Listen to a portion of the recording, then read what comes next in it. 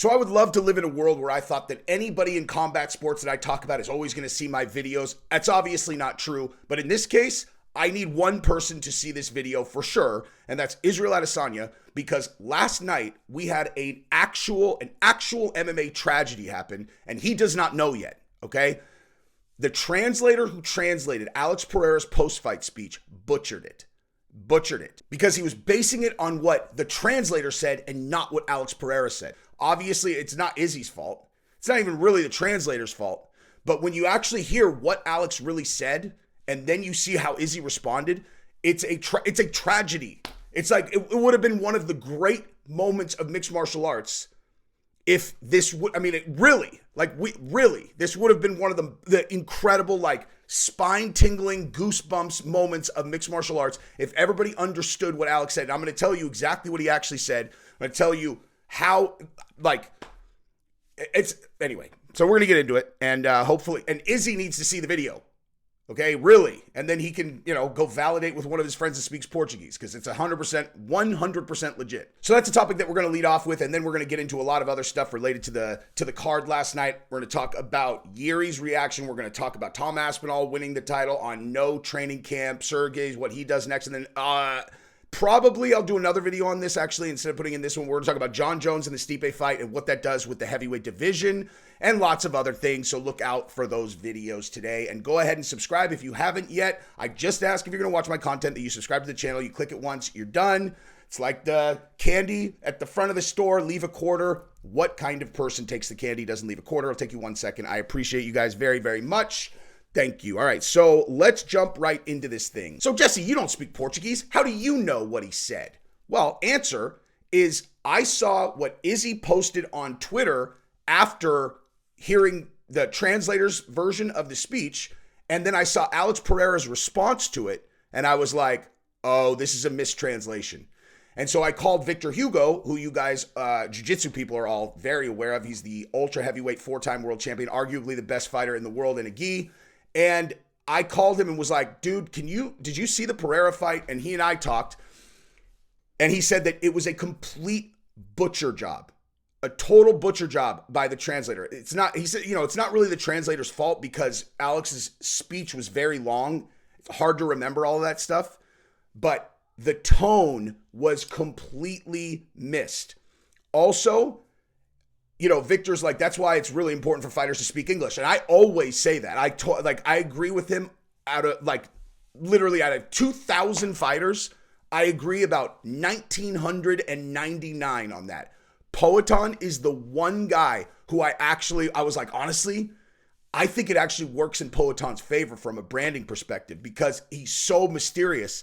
And Victor's like, dude, you know what? You're right. He's like that serial killer from No Country for Old Men. And I was like, dude, that's exactly it, dude. That is exactly it. That is his energy. Not speaking English works in his favor, because it turns him into the psycho for No Country for Old Men. But nonetheless, there's no good without bad. And the bad is that when this stone-hearted killer opens up his heart to his number one career adversary in one of these moments that, I want to call this a Greek tragedy when I think about it in these terms. And he gives such an inspiring speech, puts his hand out in friendship and rivalry at the same time. And then Izzy slaps it away because the translator butchered the translation.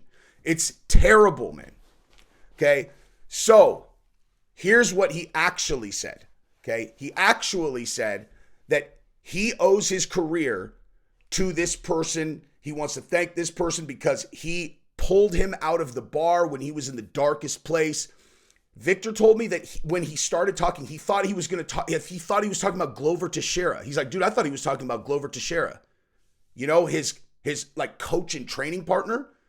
That's the tone that he was giving the speech. That Victor, again, he's a world champion jiu-jitsu fighter. Like, this is not a person who is like, is going to have a hard time translating the tone of someone talking about another fighter. He said he thought he was going to say Glover Teixeira, and he's like, I was in a dark place, and he brought me up when he said that, this, that, and the other. I want to extend the same opportunity to him. And so I would love to, the sport is better with Izzy in it. He's such an incredible talent. And I would love to fight him again for our trilogy at UFC 300. Right? Like, it was this and there's obviously he's talking much longer than that. That's the gist. And the tone was, he was speaking so respectively that people thought that he was talking about his own team. Okay? And so, I mean, look at where Izzy's at right now. And I'm not just talking about his career. Like, Izzy's fine in his career if he wants to come back. Like, every time that you fight for the belt, it's the same. Like, one person comes in the champion, the other person's the challenger, but it's just two people fighting, and the winner walks out holding a belt for that fight. Like, Izzy is not in any kind of different situation than he was prior to the Sean Strickland fight, aside from the fact that he had a bad night at the office and Sean Strickland beat him up. Like, he's not actually in a bad place, but emotionally, it's I mean, dude, you guys know.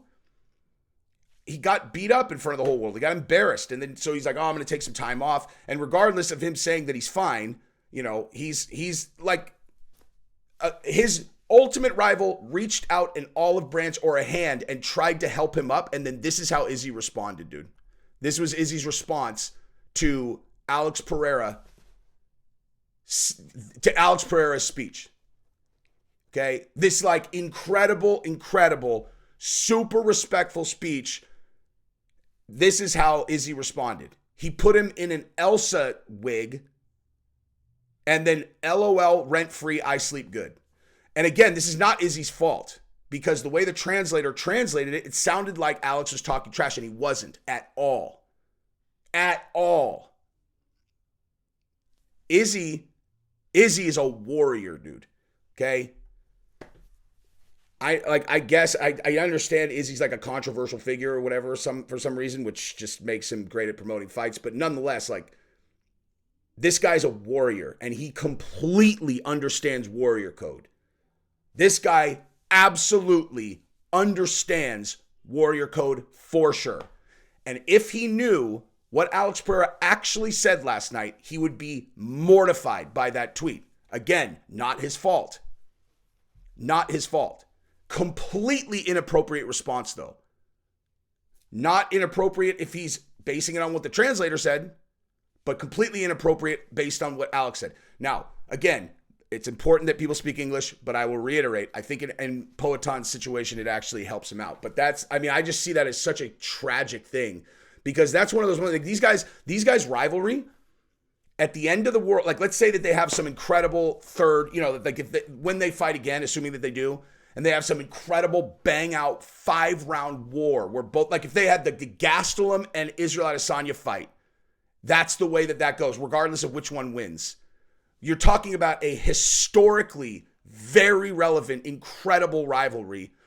I mean, potentially the greatest rivalry ever.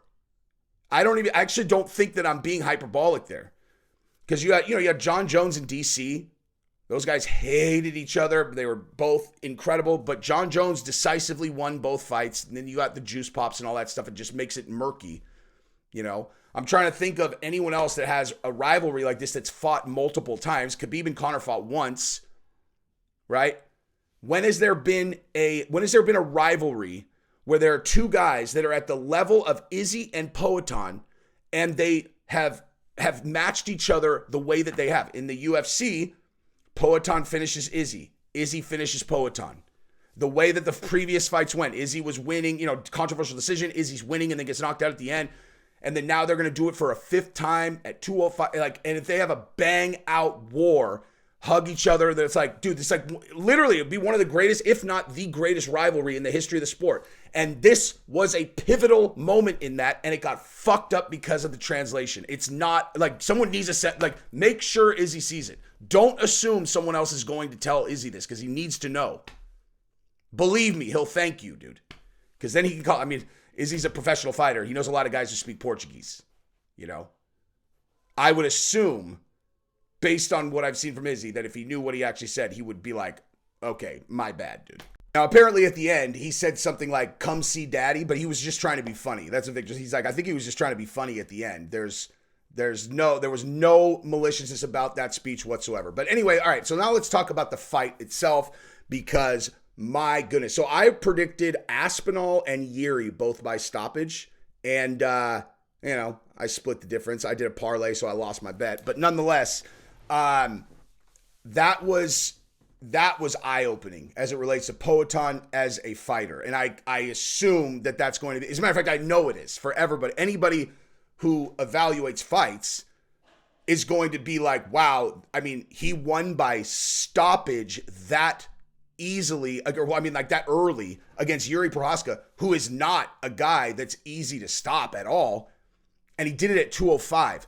Now, why is that so relevant?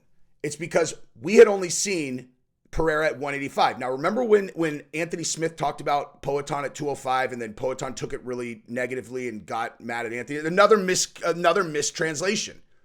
What Anthony said wasn't provocative, wasn't negative towards him.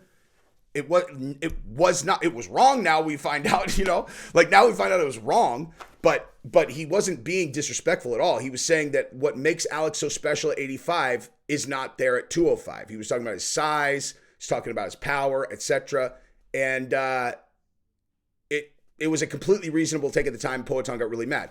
But now, subsequently, we see that he starches, actually, let me retract that really quick. I forgot. The stoppage was, a little shaky, but Jiri Prochazka has just been like, no, it wasn't early, and so that conversation's over. You know what I mean? If the fighter himself, and by the way, that was gut-wrenching.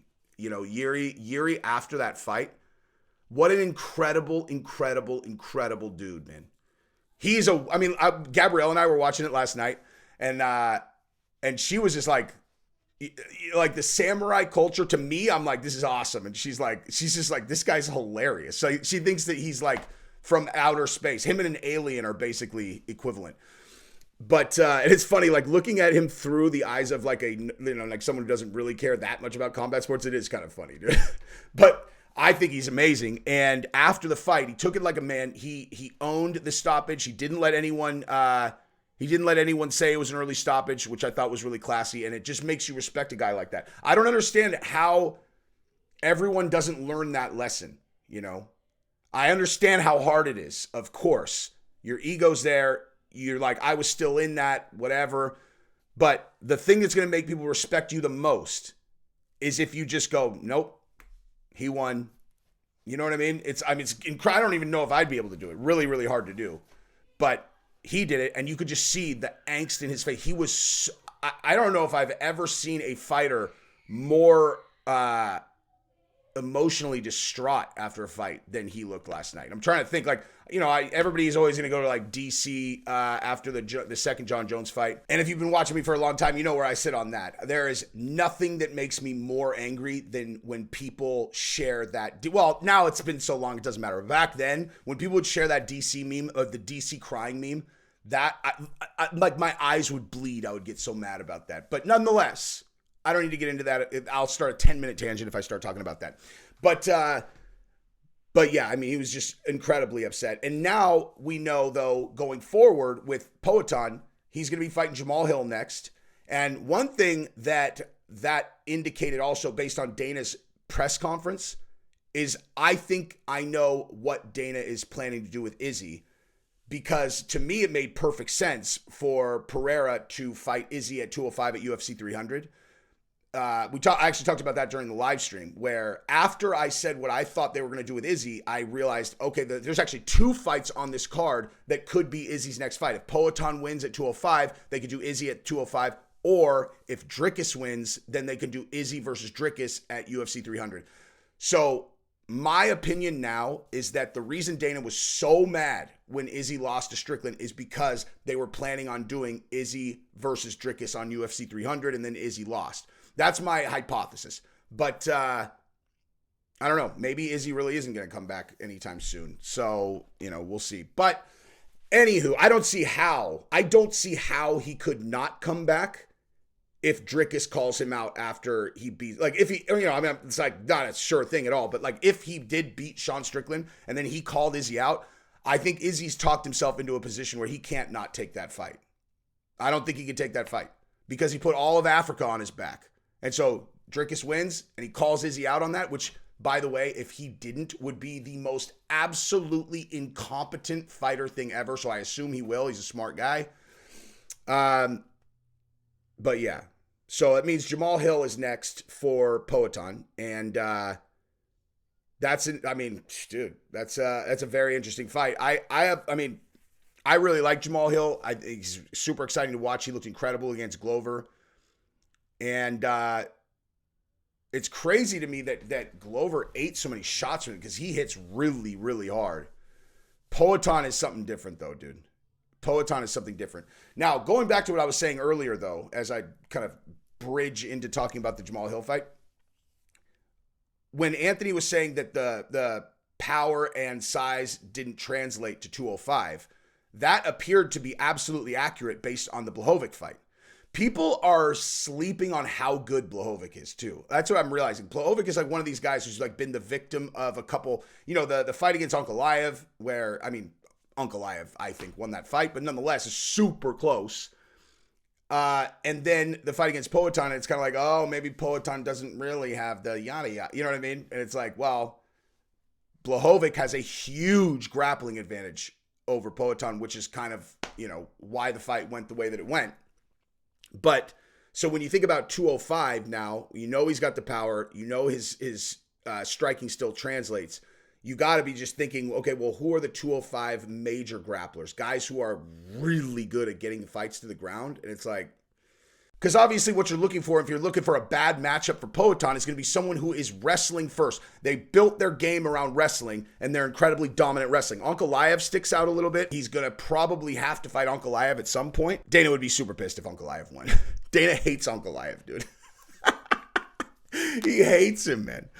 He hates him. It's so funny sometimes thinking about guys like that who don't speak English, where it's just like something about the way they carry their face or something that they do, and you're just like, I don't like that guy. And maybe there's like the nicest guy, funniest guy in the world, but you just don't know because they don't speak English. And it's like basically the exact same phenomenon as like resting bitch face on a really hot girl who is actually a really nice person.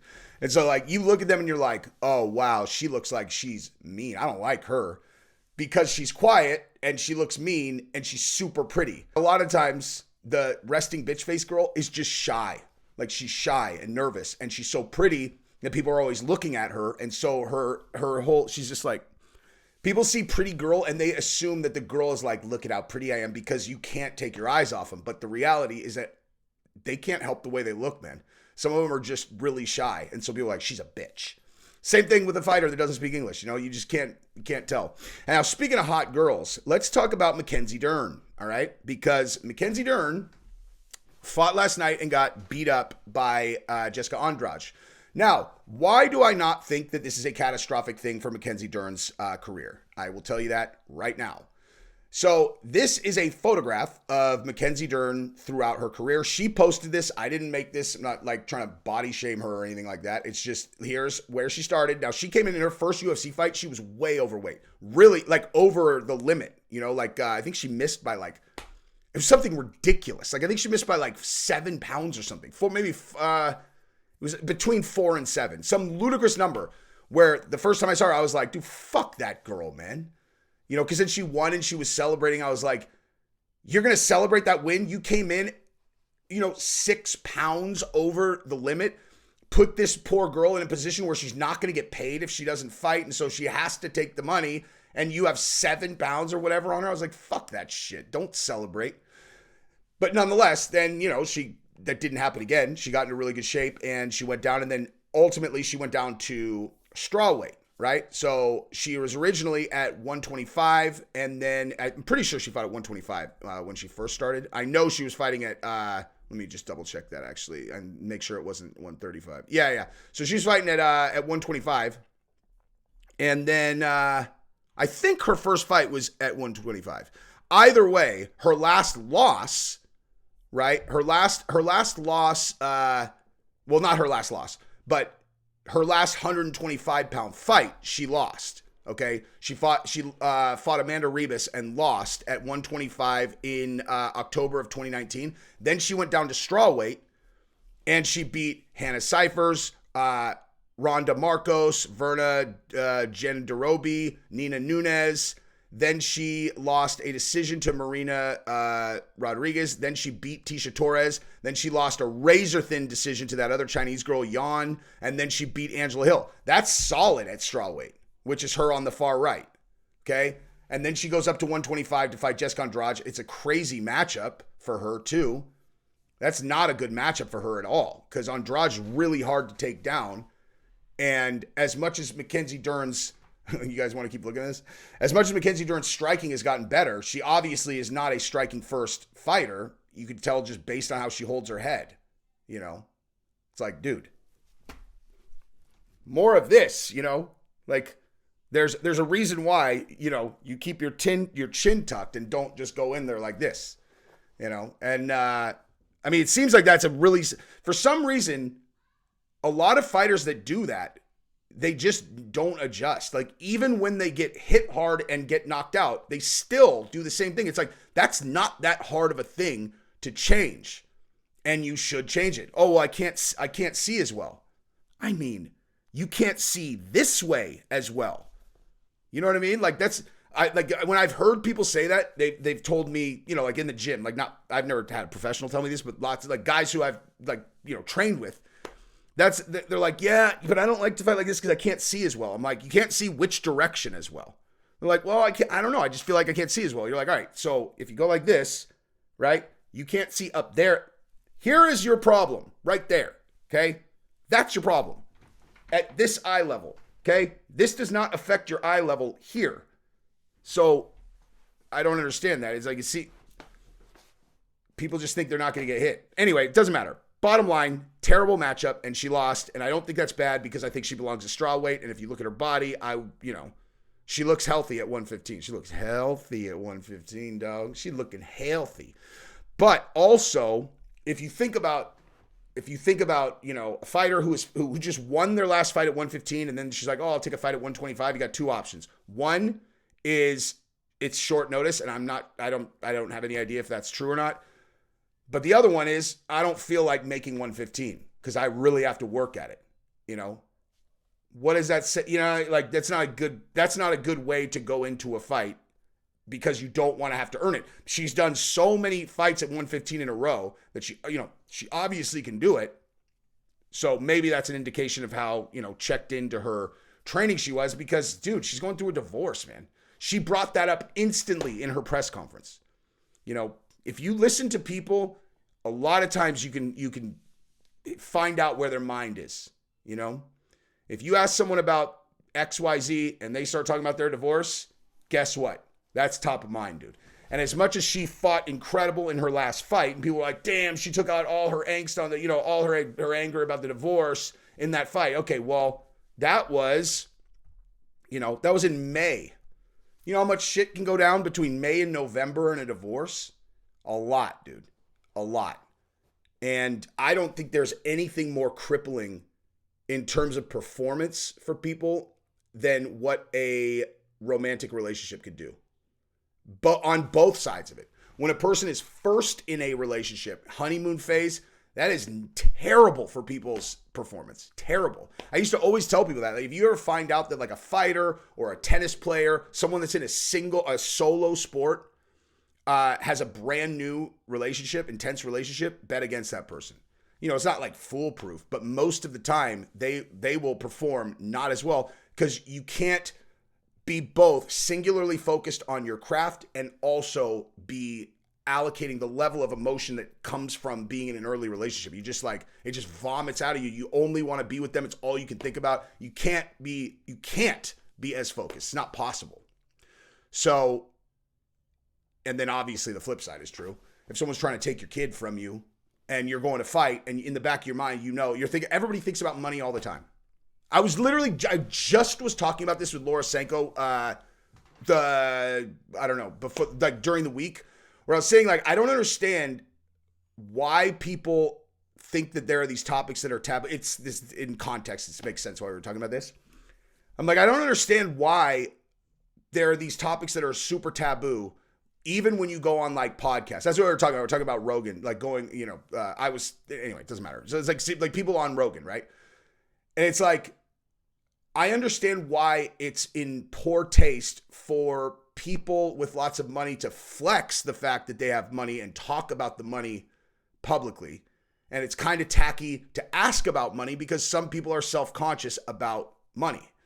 What I don't understand is why you can't ask a person who has had an unbelievable, like, kind of financial story, like Rogan, where he grew up under a single mother and now is as wealthy as he is. And you can't, if you're having a really serious, long conversation with a person, in many cases about the experiences of their life, and it's tacky to ask them about the first, like, you know, when did you first feel like, damn, I'm wealthy now?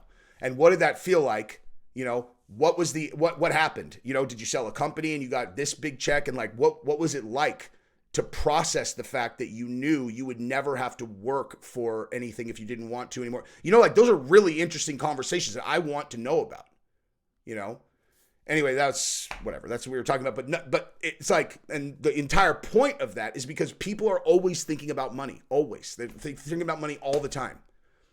And so if you're going through a divorce and you're training for a fight and you know that the money that you earn from the fight is going to your ex-husband who's doing everything they can to make your life a living hell, I don't know how that's not going to make you extraordinarily distracted, you know?